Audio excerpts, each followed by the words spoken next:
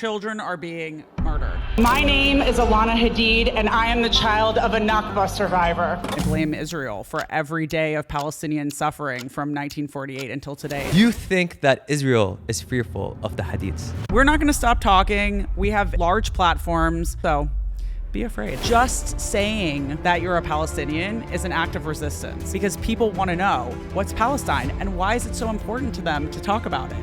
When you're saying free Palestine, Alana, what do you mean by that? Free Palestine. It means freedom for Palestinians.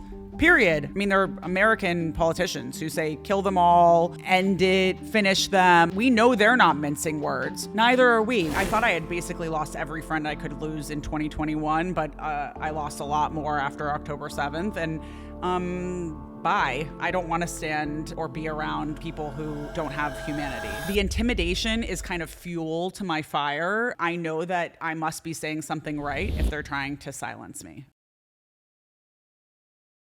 Welcome to another episode of Yalla, yallaletstalk. It has been over 7 months now since Israel has started its aggression in Palestine and in Gaza. This has started way before October 7th. This has started since 1948, for over 76 years, since the time we call the Nakba, or the catastrophe, where Palestinians have been ethnically cleansed. And while there's so many celebrities and people in the public figure that have remained silent on the subject, there are brave voices who have used their platform to call for a free Palestine and for social justice for all. One of those brave voices is Alana Hadid. Alana is a fashion icon and a model, and she also comes from one of the most well-known Palestinian families in the celebrity world. She is the daughter of a Nakba survivor, and we are honored to have her with us today. Welcome, Alana. Thank you so much. Thanks for having me. Alana, the first question I wanted to just dive right in is that you mentioned in your speeches that you are the daughter of a Nakba survivor.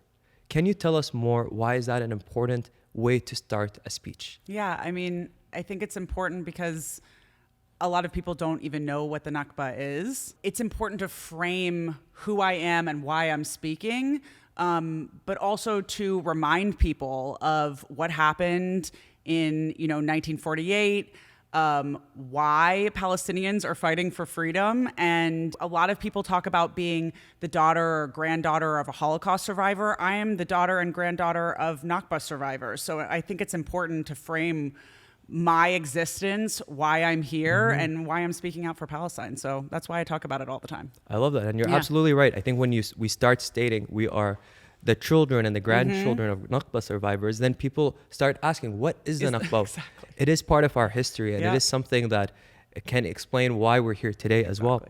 And so, Alana, you come from one of the most well-known families in the world. And what I appreciate and what I respect and what I think a lot of people respect about your family is you are so open about talking about Palestine, and you've always been open about it. Can you tell us more about what were the conversations like growing up on the dinner table when it came to Palestine? Yeah, I mean, I always say I'm openly Palestinian because I think that a lot of people have felt the necessity to be quiet about it. And we were never taught that it was scary to, be Palestinian. We were always taught to be loud and proud about being Palestinian, and that it was important for us to be proud and loud. I mean, I don't think that there was any time where anyone said, you need to speak about Palestine. We were just taught that we were meant to be proud of it and that it was important to speak about it. I think it took a few years or a while for us to understand the ramifications of the understanding of how important it was to speak about Palestine. But the conversations were around the dinner table were really about what it was like to live in Palestine, what it was like to leave Palestine, to be violently expelled from Palestine. I don't think that we truly understood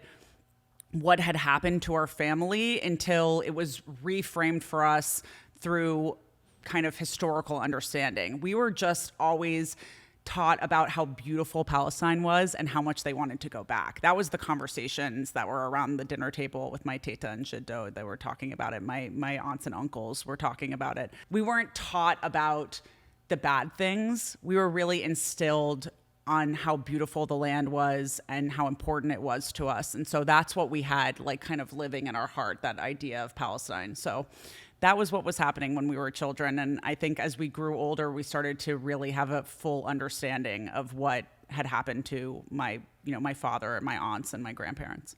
Wow, I love that. Yeah. So when you were at the dinner table, the conversations were more about the existence of Palestinians, Yes. the beauty of Palestine, and that being home. Yes. Yeah. And can you tell us a little bit more about the story of your family during the Nakba and what happened after the Nakba? Oh yeah, of course. So my father was born in 1948, but he was born in Nazareth. That's where my teta's family, my grandmother's family, is from. And so traditionally, a lot of women would go back to their family homes to have their children.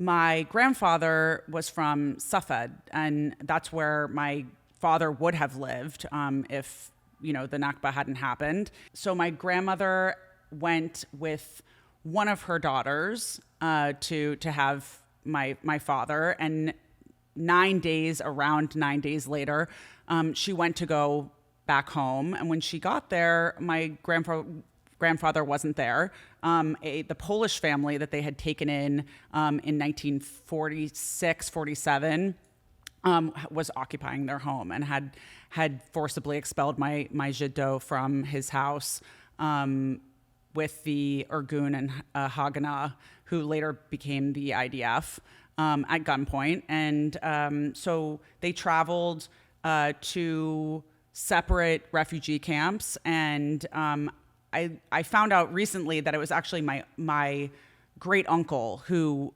found my grandfather and my grandmother at different refugee camps and later brought them back together. But they lived in multiple different countries: Jordan, Syria, Lebanon, Tunisia, before they ultimately immigrated to the U.S. Wow. Yeah. Thank you very much for sharing. Of course. It's the story of Palestinian migration and Nakba. Yeah, I think the important part of the story is not that our story is unique. It's that it's not unique. Mm-hmm. It's that millions and millions of Palestinians share the same story, and that our shared history is what tells people that it's true, that it happened, and that the Nakba is real. I think it's super important that people know that I'm not telling a unique story. I'm telling a story that's shared by almost every Palestinian in the world. I think that's really important to highlight as well, because you're right. It's not a unique story. This is what happened. And the whole idea of the Nakba has kind of been whitewashed in a sense over the years. And now we're bringing it back to reminding people this is what happened in 1948. Mm-hmm. These are the stories and the implications of the grandchildren, of why we are asking for a free Palestine. Yes, exactly. So you talk very fondly about your grandmother. Yes. Can you describe to us your grandma? How would you describe your grandma? Yeah. Khairiah Hadid, my beautiful grandmother. You're gonna make me cry. A strong Palestinian woman, and she was a modern Palestinian woman, and she was a modern Palestinian woman when she lived in Palestine. And there were a lot of modern Palestinian women living in Palestine in 1948, 1945, 1940. She was incredibly well educated. She came from a long line of Palestinians. Her grandfather was Daher al-Omar, who was, a ruler of Palestine and was also an incredibly important figure in Palestinian history. He brought together, he was actually one of the people who had wanted Muslims and Jews and Christians to live together. He built mosques and synagogues and churches together, and was kind of a uniter of a kind of united Palestine. He opened trade routes, was very important. But my grandmother kind of came from that lineage, that understanding of a free and open and beautiful Palestine, and she really loved everyone. She was just a woman who wanted to go home, and she united the family through culture and food, and she had 8 children, and many grandchildren, and she kind of created Palestine wherever she went. So I feel like my my grandparents' home. My grandfather passed away when I was quite young, but my grandmother, just continued to bring tradition, even to, all of her grandkids were basically born in America. And she wanted to instill in us what it would have felt like to live in Palestine. So that was what my grandmother gave to us. So I feel like even though, I was born in the diaspora and I didn't get to experience Palestine as a child, I did. And my grandmother gave that to me. Thank you so much for sharing. And I do think it's important for a lot of Palestinian households, when they are in the diaspora, to keep speaking up about Palestine, to speak the language, to learn how to cook the food. Shout out to Palestine on a Plate. Amazing book. And so I want to now just shift the discussion to talk about speaking up on Palestine, because the Hadids have never seemed to be scared about talking about Palestine. And I wanted to first ask you, have you felt any fear in the past to bring up the subject on your platform? That's an interesting question, because to say that I've never been fearful would be a lie. Of course I have. The intention of the ADL, APAC, J Street, all of these different things is to instill fear in people who want to speak out on Palestine, to institutionalize fear against Palestinians and people who want to support Palestinians. So of course, I've felt fearful over the years of doing it, but my respect for my ancestors and the knowledge that we all as a world deserve freedom outweighs the fear that I would ever have. A free Palestine is about collective freedom. And so, of course, I'm speaking out because I'm Palestinian, but I'm also speaking out because I realize that freedom and equality and humanity are things that the whole world should experience. And so, a free Palestine is the first step in that process. And so, fear, sure. I've lost numerous friends. I thought I had basically lost every friend I could lose in 2021, but I lost a lot more after October 7th. And bye. Good riddance. Yeah. I don't want to stand or be around with people who don't have humanity. So I'm no longer scared of the intimidation is kind of fuel to my fire. I know that I must be saying something right if they're trying to silence me. So I just continue to speak, and I do truly feel my ancestors behind me, like rooting me on. I know that sounds kind of like LA hoo-ha, whatever, but I really do. Like on my 40th birthday, my mother gave me a ring that my teta gave her when my parents got married, and I've been wearing it and everything that I go to, wherever I go. And I just feel her with me, like kind of pushing me forward. So she was a fearless woman, and I feel that kind of fearlessness now. Yeah. I love that. Your ancestors are cheering you on. Oh, totally. I definitely believe in an energy and those LA vibes. I completely get that. And I do sense that as well. Yeah. Sometimes, it is human nature for us to always be, or to feel fear. It is very scary to talk about something that's controversial, and we've seen the implications of it. But I like the fact that you said it's not just about us. There's a greater cause here, and it's about collective liberation, and collective action is required for collective liberation.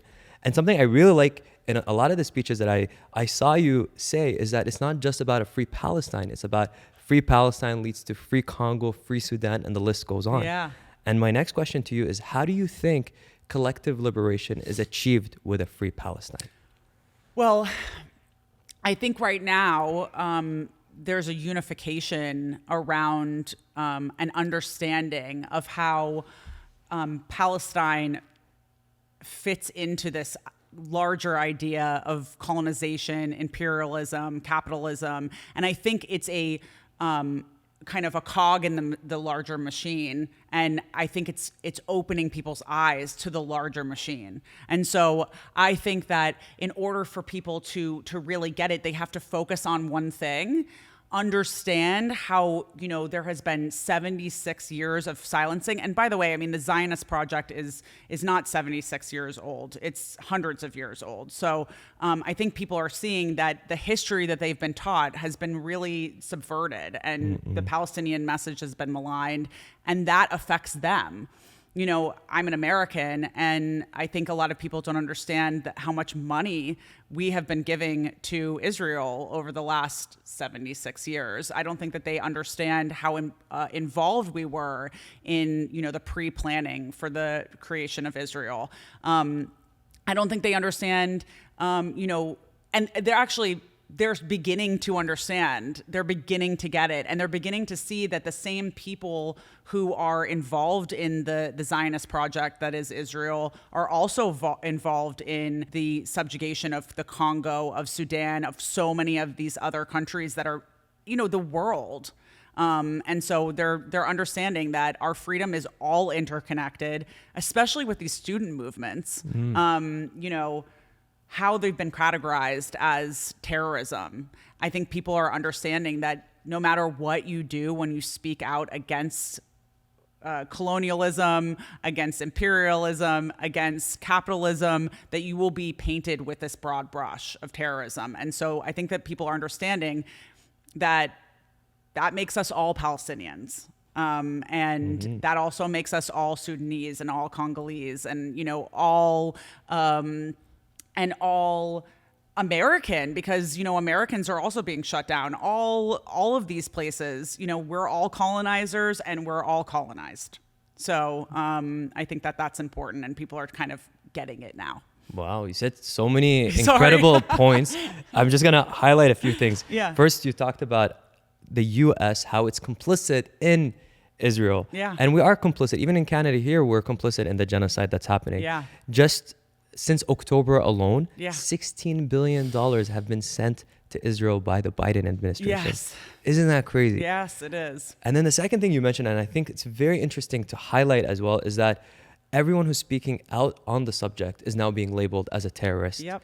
And before, this was a label that's been used for someone who might be brown. Now it's like, no, if you're against this, you're against America. Versus what all these people are trying to say, why these students are at these protests, we're trying to just say, just free Palestine, free Congo, liberation for all, end apartheid, end these discriminatory systems. Yeah. So thank you very much for highlighting that. Yeah, of course. I mean, I think it's also important to note that, so many other people who have spoken out against colonization and imperialism and capitalism have been labeled as terrorists. Nelson Mandela was on the terrorist watch list. Let's talk about that. It's like the important part for people to understand and to open their eyes to is as well that, the concept of modern terrorism in the Middle East was actually started by the creation of Israel, the bombing of the King David Hotel. So like the way that it has been subverted, the way that it's been moved onto Palestinians, brown people, black people, has been a function of colonization. Yeah. Absolutely. And at least what I'm seeing on a personal level is I'm seeing more and more people starting to realize that we're becoming a little smarter. So back, unfortunately, in the invasion of Iraq, I think the media was able to kind of get away with how they painted the narrative. Yeah. Now people are like, this is not said very well with us. This does not seem right. So I think this is also where we see mainstream media is struggling, because like, okay, what do we do now? Like, how do we use this propaganda to brainwash people? Yeah. Well, I mean, that's social media. Social media. That's why they're banning TikTok, is because it's educating people, and we're doing our own education, and it's, it's moving people away from mainstream journalism, which is not really journalism right now at all. It's propaganda. So I think that's why they're trying to silence social media, because it's really it's us educating each other on important topics. Absolutely. Yeah. And I like how you said that right now journalism is not really journalism, because it's not. Like, we see it, like even we see how the portrayal of Hind, it was seen on CNN, where they portrayed Hind as a woman in Gaza. Yes. as a young woman. As a young woman. It's actually so, it was sickening, truly. And the way that people refuse to say children are being murdered. Just say it, because that's exactly what's happening. Even when they would give the facts and figures, they would say, people, kids. Like, let's talk about how, more than 50% of the population of Gaza is children. So when you're talking about civilian deaths, let's be honest about who's dying. So, absolutely. Yeah, that's not real journalism if you can't actually say the words. I agree 100%. Yeah. It is doing a disservice to the people and to the public. And that's why God bless social media and TikTok. Yeah. Even though, we're seeing some movements where there is a little bit of censorship coming along. Oh, a lot. A lot, exactly. But, still with the power of people, we are still seeing creative ways for people to still speak up. Yep. And you mentioned the encampments. And you've been in some of these rallies, and I've seen some posts where you're at these student protests. What message do you want to tell these students who are at these encampments right now? I mean, the student encampments, honestly touch my heart in such a beautiful way. Because I know the history of student movements and the kind of domino effect that student movements have on making real kind of political change and real world change. I want to say, keep going. Your voices are heard. I mean, when you see people in Gaza writing, students, we hear you, that should be enough. I don't need to say anything. That's the largest kind of thank you. Me saying thank you is insignificant compared to people on the ground thanking them. So for me, I think I just want to tell them that their voices are heard. They're they are the future, and we know that. And that's why it's so scary to people, and that's why they're being silenced, is because people know that they're the future and that they will be running this country very, very soon. And they will be, at the top of major corporations. They will be, really part of every day and voting. And that's also important. And so I just want them to know that, we know that what they're doing is just. We're there to support them. Palestinians say thank you, from West Bank to Gaza in 48, all over America, all over the world. Palestinians, thank you for what you're doing. And, I'm touched, and don't stop. That's the thing too. Don't stop. They might tear down your encampments, put them back up. Continue to do it, because it's really, really important. It's making an impact, and people are seeing it. People may not have been watching the actual genocide, but they are watching these student encampments, and they're focusing on why. The message is shifting, and it's largely because of them. So don't stop. Yeah. Wow. Beautiful message. And I do agree. Keep going. Don't stop, because the world is seeing, and there is a difference. We are seeing it.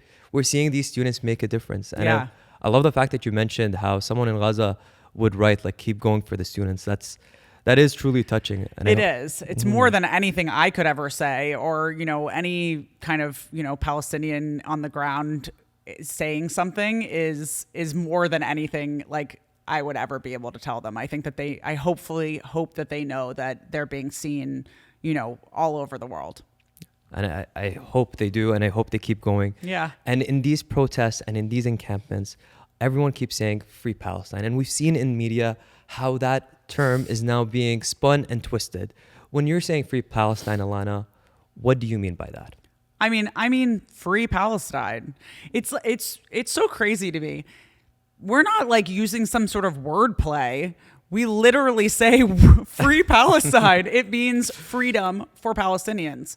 Period. End of story. No more questions needed. It's so ridiculous to ask for freedom. And then there's, people who are literally saying kill them all. I mean, there are American politicians who say kill them all, end it, finish them, all these things. We know they're not mincing words. Neither are we. We're asking for freedom and equality, which is the equality and freedom are, the foundation of democracy. So can't you just understand that freedom means freedom? And if you don't, then what's wrong with you? Yeah. I like that. Period. Yeah. Period. Exactly. Freedom. Free Palestine means freedom. That's it. It's not. It's not something that's very complicated. There's a whole campaign trying to gaslight us to being like, oh, this could mean this could mean that. But in reality it means freedom. We don't have access to resources. We don't have rights to movement. We don't have, voting rights for the government that actually, decides everything for us as Palestinians in Palestine. And so freedom means freedom to do all the things that a free world that, and now we're finding out in the free world that we don't actually have that much freedom either, but we're asking for freedom. We're asking for freedom. Yeah. I love that. And I want to go back to speaking up on the subject because right now with the Hadids, you guys are like the PLO representatives. That's how I see it. That's how a lot of people see it. I'll take it. Yeah. And do you think that Israel is fearful of the Hadids? Oh, sure. Yeah. And good. They should be. As they should be. Yeah, I love they should that. be. We're not going to stop talking. We have large platforms. People want to hear what we have to say. I think, the message that my sisters set out and, saying as when they became big names, saying that they were Palestinian, the message was we're Palestinian and that's it. And just saying that you're a Palestinian is an act of resistance because people want to know what's Palestine and why is it so important to them to talk about it. So, they should be afraid because we're going to continue talking and we're going to continue educating people until Palestine is free. And I plan on owning a home in Palestine very, very soon. So, 100%. And I would look right at them and tell them that. And I stood in front of 400,000 people and told them I blame Israel for every day of Palestinian suffering from 1948 until today. And I do, rightfully so. 100%. So be afraid. Be afraid. I like that. And I like how unapologetic you are, as well as your whole family. It's like, we want to call for a free Palestine. This is not something that should be controversial. It's not. It's not. It really isn't. And what I love about what you're doing and what you represent is you really are pushing for a free Palestine on your platform. And now you've even joined a label, Watermelon Pictures. Mm-hmm. Can you tell us a little bit more about Watermelon Pictures? Yeah, Watermelon Pictures is a Palestinian-run and led and owned production company that plans on, furthering the conversation about Palestine, changing the narrative. We have been dehumanized for so long. We want to humanize Palestinians. And, we don't just want to do documentaries, although we're going to do, and we have done some amazing documentaries. We want to do, all the things that Palestinians do. We want to show the real, true life of a Palestinian. We want to do, romantic comedies and horror movies and, just like fun kind of sitcoms. We want people to see the reality and the full life of Palestinians, regardless of the fact that we are under occupation. We are humans and we have a full life with joy and pain and sadness and happiness and humor. We plan on rehumanizing Palestinians through film. Rehumanizing Palestinians. What a beautiful way to put Thanks. that. Because you're right. We have been dehumanized for years and years, and representation matters. Big time. And so my follow-up question is, can you tell us a documentary that you are producing or a work that Watermelon Pictures is producing right now? So we are producing a few things, but I'm not allowed to talk about them yet. You're not allowed to talk about it? But Okay. We just released, we did distribution for Walled Off, which was made by Vin Arfuso, who's a good friend of mine, Palestinian Italian, from New Jersey, and produced by not only my brother, Anwar Hadid, Shout but out Anwar. Kweku Mandela, Roger Waters, Immortal Technique, some amazing people who have been, allies and Palestinians and like important people to the cause and the movement. And this is just, I like to say it's one of the most digestible documentaries I've ever seen especially one that tells the story of the Palestinian occupation. I love that. Yeah. I love that. I can't wait to see that. Oh, it's phenomenal. It's out now. It's on Apple and Amazon and Vimeo and all of the major platforms. And we're really excited to see it do really well and for people to really watch it. So, go out and watch it so it can get into the top 10. 100%. You guys go and watch it. Let's start boosting Palestinian representation. Exactly. And then for a lot of people who are creatives and are listening to this podcast right now, they might be thinking, how can we get involved? Can they pitch stories? How does the process work for anyone who wants to pitch a story?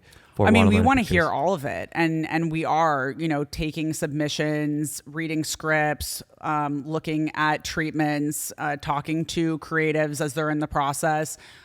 Email us, info@watermelonpictures.com. You can email me and I don't care. Alana@watermelonpictures.com. And and that's my email and you can see it. So, I look at everything. We have an amazing team who is, fielding all of this. So if you have an idea, you have a treatment, you have a screenplay, you have something that you feel like you need help on, mentorship, we want to, be a part of the community in the future of Palestinian film. So, and we also want to hear from, Arabs who are telling stories, people in the diaspora who have their own stories. It doesn't need to be a documentary. It can be any type of idea. We really want to further the community and make sure that there's a future when there is a free Palestine.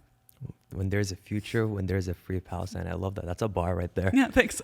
I love it. And thank you so much for being so approachable as well. Oh, thanks. And giving everyone access to your email. Be like, okay, so you're going to get be careful what you wish for. I'm going to wake up with 40,000 emails, but yeah. Well, it's a good problem to have. A lot of people then means like they want to pitch some cool ideas. No, it's great. It's and thank you so much. And I wanted to just end this episode with just one last question. And that is, what is one piece of advice you'd like to give to anyone who is speaking up on Palestine right now?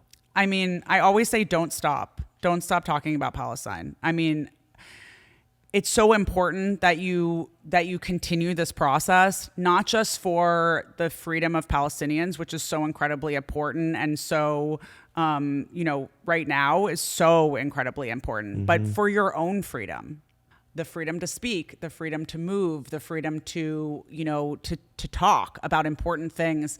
And so I always say, do it for your own freedom, because when they come for your freedom, wouldn't you want people to speak out for you? And Palestinians have spoken out for so many other groups. Now it's kind of everyone's turn to speak out for us. So do it for Palestine, do it for Sudan, do it for Congo, do it for so many other places that need freedom, but also do it for your own freedom, because your own freedom is under attack as well. Wow, do it for your own freedom. And you're absolutely right. It is all about collective liberation. It's a free Palestine is equal to free Sudan and free Congo, and also our own freedom to be able to speak up, to not be silenced. Yes. And I just want to just recap the episodes so far, because you brought so many incredible points. We got to understand and know a little bit more about you, about your upbringing, about you becoming, or you are a Nakba survivor or the daughter of a Nakba survivor. We talked a lot about the encampments and the message to the students who are protesting. And then we talked about the importance of representation and why Watermelon Pictures needs to exist and how people can get involved. Yeah. And on that note, I just want to thank you for coming on Yallaletstalk. It has truly been a pleasure and an honor to have you with us today. Thank you. Thank you for having me. It's such an amazing platform. Thank you for having me. I'm honored. Thank you so much. Yeah. On that note, everybody, please do not forget to go on Watermelon Pictures, start streaming, start boosting, and don't forget to share this episode, subscribe, share the message, and free Palestine. Free Palestine. Free Palestine. Woo.